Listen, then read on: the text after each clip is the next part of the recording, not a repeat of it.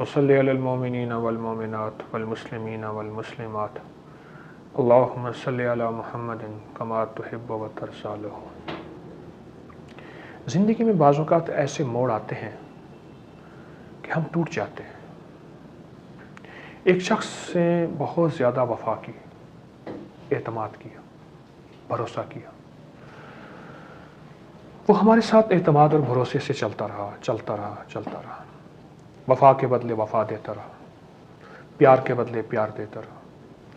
لیکن زندگی کا کوئی ایسا موقع آیا، اس کی مجبوری یا اس کی نیت خراب ہو گئی، یا وہ مجبور ہو گیا یا اس کی نیت خراب ہو گئی اور اس نے ہمیں دھوکہ دیا۔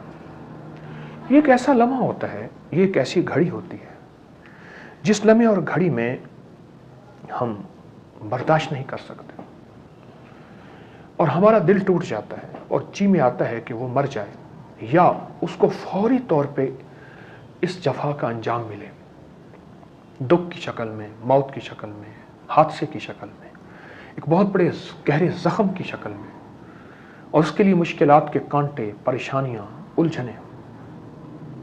یہ ایک فطری چیز ہے کہ انسان کی زندگی میں ایک بندے کے لیے ساری عمر کی وفا کے بعد اگر اس کی جفا ملے تو پھر ایک کیفیت پیدا ہوتی ہے۔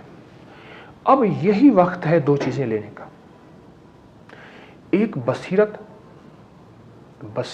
میں اس کی وضاحت کرتا ہوں، یہی وقت ہے دو چیزیں لینے کا، ایک بصیرت اور ایک دولت، علم کی دولت، مال کی دولت، تقوی کی دولت، ورا کی دولت، سخاوت کی دولت، درہم اور دینار کی دولت، پاؤنڈ، ریال، روپے اور ڈالر کی دولت۔ دو چیزیں ملنے کا یہ وقت ہے، ایک بصیرت، ایک دولت۔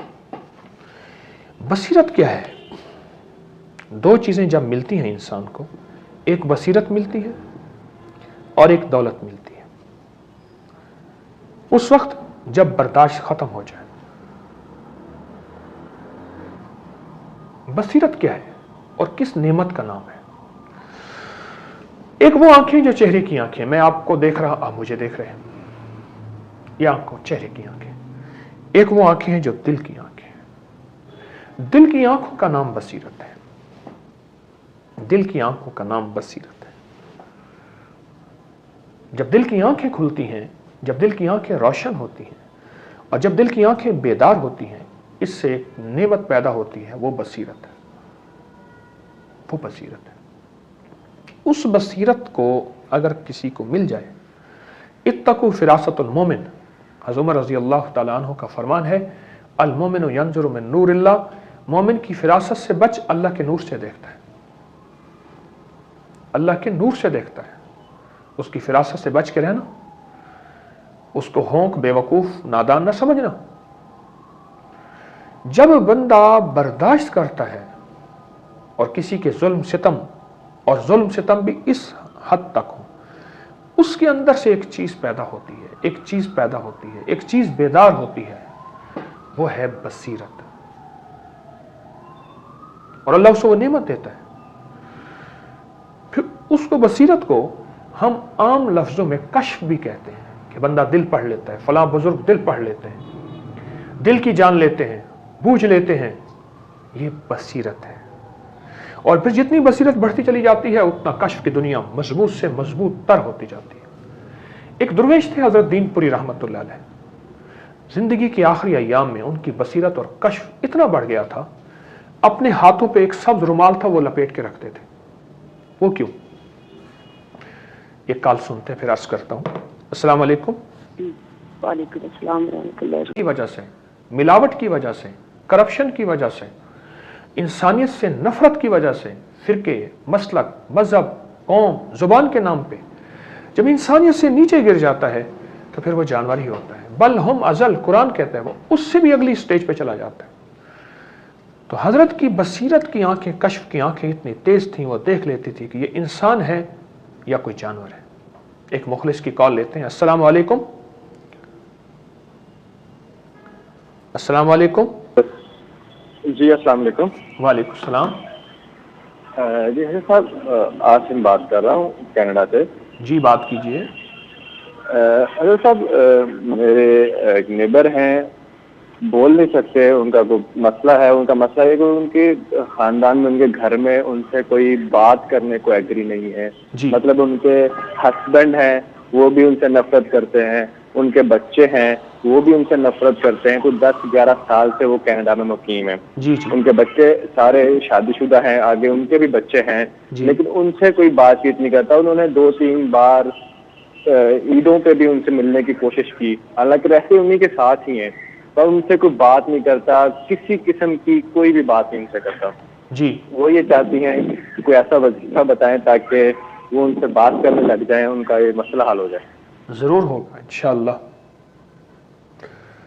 ان سے کہیں کہ 3 تسبیح صبح 3 تسبیح شام سورۃ اخلاص کی پڑھیں. بڑا کام کا میں آپ کو راز بتا رہا ہوں, وظیفہ بتا رہا ہوں. 3 تسبیح صبح 3 تسبیح شام, اول آخر 3 بار درود پاک, 7 بار 9 بار, اور ہر دفعہ بسم اللہ الرحمن الرحیم 7 تسمیہ بسم اللہ الرحمن الرحیم ہر دفعہ ضرور پڑھیے. 3 تسبیح صبح اور 3 تسبیح شام سورۃ اخلاص پڑھیں, اور جتنا پڑھیں جو لوگ ان سے دور ہیں, بات نہیں کرنا چاہتے, ان کی روحوں کو گفٹ دیں, ہدیہ دیں, بخشیں. ہاں, مردہ کو ہدیہ دے سکتے ہیں تو زندہ کو بھی ہدیہ دے سکتے ہیں. ان کی روحوں کو ہدیہ دیں, ان کی روحوں کو گفٹ دیں, اور ان کی روحوں کو بخشیں. 3 تسبیح صبح اور 3 تسبیح شام سورۃ اخلاص کی پڑھیں, اور سارا دن یہی سورۃ اخلاص کثرت سے پڑھیں. 3 تسبیح تو دل جمی سے بیٹھ کے, دھیان سے بیٹھ کے, توجہ سے بیٹھ کے, بستر پہ, مصلے پہ, جہاں بھی بیٹھ کے, کرسی پہ, اس کو توجہ سے پڑھیں گے. لیکن سارا دن سورۃ اخلاص کھلا پڑھیں, یقین جانیے کوئی ہفتہ نہیں گزرے گا. اور جتنا سارا دن پڑھیں وہ سارا کا سارا ان لوگوں کی روحوں کو ہدیہ کریں, ان کی روحوں کو گفٹ دیں. دیکھیں, آقا کا فرمان ہے کملی والے کا کہ ہدیے سے محبت بڑھتی ہے. مال کا ہدیہ ہوتا ہے تو اعمال کا ہدیہ بھی ہوتا ہے. جسم کو ہدیہ ہوتا ہے تو روح کو بھی ہدیہ ہوتا ہے. روحوں کو ہدیہ ہوتا ہے, روحوں کو ہدیہ ہوتا ہے. اور روحیں پھر معطر ہوتی ہیں, منور ہوتی ہیں, مزین ہوتی ہیں, اور روحوں کو تسکین ملتی ہے, اور روحوں کو فائدہ اور خیر ملتی ہے. تو جسم کا ہدیہ ہے تو روحوں کا بھی ہدیہ ہے. تو ان روحوں پہ ہم تھوڑی سی محنت کریں. صرف سورۃ اخلاص, اور اللہ پاک جل شانہ کی سارا قرآن میرے رب کا فرمان ہے, کلام الہی ہے, لیکن یہ سورۃ اخلاص میرے رب کی خالص توحید, وحدانیت, اور اس کے اندر بڑی طاقت ہے. اور اللہ کو سب سے زیادہ اپنی توحید پسند ہے کہ میں ہی میں ہوں, اور میں یکتا ہوں, اور میں بے نیاز ہوں, نہ میرا کوئی باپ ہے نہ کوئی میرا بیٹا ہے, اور بس میں وراء الورا ہوں. زیادہ مجھ سے سوچنے کی کوشش نہ کرنا میرے بارے میں. سورۃ اخلاص میں طاقت ہے, تاثیر ہے. تو آپ سورۃ اخلاص پڑھیں, تنہائیوں سے نکل کے ایسی محبتوں میں. ایک چھوٹا سا سورۃ اخلاص کا واقعہ سناتا ہوں, بالکل اس طرح کا واقعہ کئی آئے. ایک صاحب تھے, ریٹائر ہو گئے, مزاج کی ذرا تلخی تھی. افسر ریٹائر ہوئے, اور ریٹائر ہونے کے بعد پہلے تو گھر والے سنتے سہتے رہے. اب وہ جب ریٹائر ہوئے تو گھر والے ان کی نہ سنتے تھے نہ سہتے تھے. پھر مسجد میں جانا شروع ہوئے, وہاں بھی ڈانٹ ڈپٹ کا مزاج, یہ کیوں پڑھا, یہ کیوں کرا, یہ کیوں کرا. لوگ وہاں سے بھی پریشان ہو گئے, حتیٰ کہ انہیں کہہ دیا گیا کہ آپ اس مسجد میں نہ آیا کریں. پھر انہوں نے مسجد بدلی, وہاں بھی یہی مزاج. ان کے سارے گھر والے تنگ تھے. تو ایک میں نے ان کی بیٹی میں کچھ میں نے عرض کیا, سارے آئے, تو ان کی بیٹی کو کہا کہ آپ ان کے لیے سورۃ اخلاص پڑھیں. وہ کہنے لگے میں بچوں والی, گھر والی. میں نے ان سے کہا 3 تسبیح تو صبح شام پڑھ لیں, اور سارا دن کھلا پڑھیں. ان کی ساری اولاد, ان کی بیوی کو کہا, اور پڑھ پڑھ کے ان کی روح کو ہدیہ کریں, ان کی روح کو ہدیہ کریں, گفٹ دیں, تحفہ دیں. انہوں نے میری بات مانی, اور ان کے مزاج میں سختی, نرمی, اور مزاج میں ایک محبت اور پیار, الفت بڑھا. اور یہ الفتیں بڑھتی چلی گئیں, اور محبتیں بڑھتی چلی گئیں ان کے مزاج میں. اور کچھ ہی عرصے کے بعد ان کا مزاج ایسا لائٹ پولائٹ, ایسی نرمی, ایسی مرنجا مرنج, ایسی محبت, ایسا پیار. سب ان سے محبت کرنے لگے, وہ سب سے محبت کرنے لگے. جو لوگ تنہائیوں کا شکار ہو گئے ہیں اور لوگ ان سے نہیں ملتے اور لوگ ان سے دور رہتے ہیں, میں ان کے لیے بہت بڑا تحفہ دے رہا ہوں, سورۃ اخلاص کا. बहुत बड़ा तोहफा दे रहा हूँ। ये उनके लिए बहुत बड़ा एक प्यार भरा एक तोहफा है और प्यार बड़ी एक नेमत है और प्यार भरा एक पूरा निज़ाम है। तो सूरत इखलास पे आप जरा तवज्जो करें, सूरत इखलास में, और करेंगे इंशाल्लाह फ़ायदा होगा। मैं दुआ भी करूँगा कि जब बहुत ज़्यादा मुशक्क़त और परेशानी हो और आखिरी इंतकाम का जज्बा हो, उस वक्त माफ़ करना और बर्दाश्त करना, उससे अल्लाह दो चीज़ें देता है। एक बसीरत देता है, एक दौलत देता है। एक बसीरत देता है जिसे कश्फ भी कहते हैं, जिसे करामत भी कह सकते हैं, और यह बहुत बड़ा जिंदा करामत है कि किसी की दिल की आवाज़ को बता देना, किसी की ज़िंदगी के राज बता देना, किसी की ज़िंदगी के अहवाल बता देना, और वो खुद ब खुद दिल में आते हैं। और रिस्क और दौलत देता है, रिस्क और दौलत देता है। और मैंने एक दरवेश का तस्करा किया कि हाथ पे सब्ज़ का कपड़ा बांधते, और विसाल के बाद पता चला कि उनको कश्फ होता था, पता चल जाता था ये इंसान है, ये इंसान नहीं है।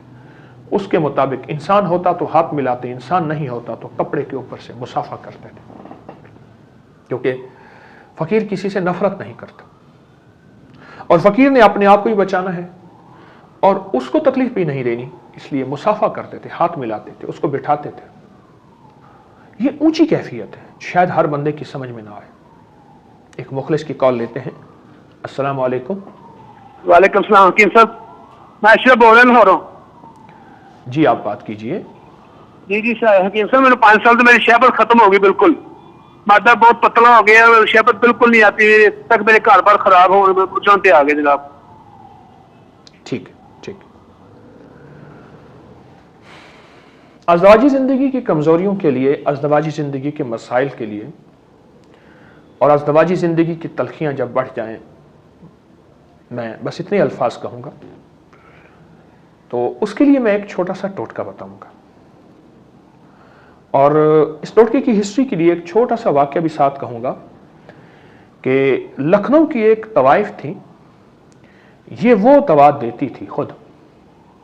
इसके साथ एक बहुत बड़ा वाक़या है, बस मैं इसको इतना भी अर्ज़ करूँगा, और इसकी बहुत बड़ी तासीर है। बल्कि लखनऊ के एक बहुत बड़े मुआलिज थे, हकीम थे, मशहूर हैं, किताबों में अब भी उनका तज़किरा है। ये मैं आज से कोई 80-85 साल पहले की बात अर्ज़ कर रहा हूँ,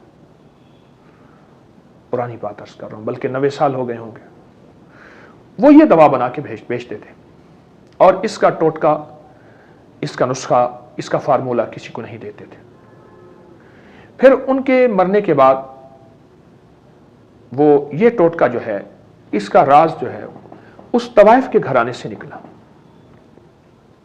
ये था क्या? और ये 3 चीज़ें थी सारी, बिल्कुल मुख्तसर सी 3 चीज़ें थी, और इसका रिजल्ट बहुत अच्छा मिला।